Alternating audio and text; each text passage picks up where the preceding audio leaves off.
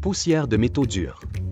Denis, 45 ans, opérateur de perceuse à l'usine Métaux Miracle et compagnie, est connu pour deux choses, sa passion pour les barbecues et sa capacité à faire rire toute l'équipe, même un lundi matin.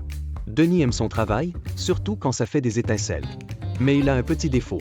Il considère la poussière de métaux durs comme un simple assaisonnement industriel. Un matin, alors qu'il mêlait une série de pièces en carbure de tungstène, son collègue Luc s'approche en portant un masque à cartouche, des lunettes étanches et des gants de chimiste.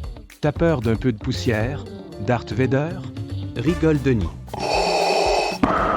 C'est pas de la poussière de craie, mon gars. C'est du cobalt et du tungstène. Et c'est pas tendre.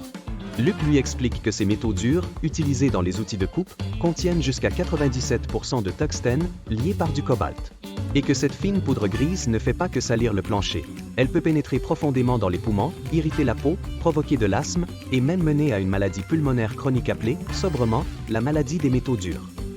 Denis blêmit. Attends. Tu veux dire que ma toux du matin, c'est pas juste à cause du café filtre? Luc lui parle de la valeur d'exposition moyenne pondérée, la VEMP, qui est établie à 0,005 mg par mètre cube. C'est l'équivalent de sentir une poussière sur la Lune à travers un masque. C'est rien. Et pourtant, c'est suffisant pour te transformer les poumons en plancher de béton. À partir de ce jour, Denis devient un converti.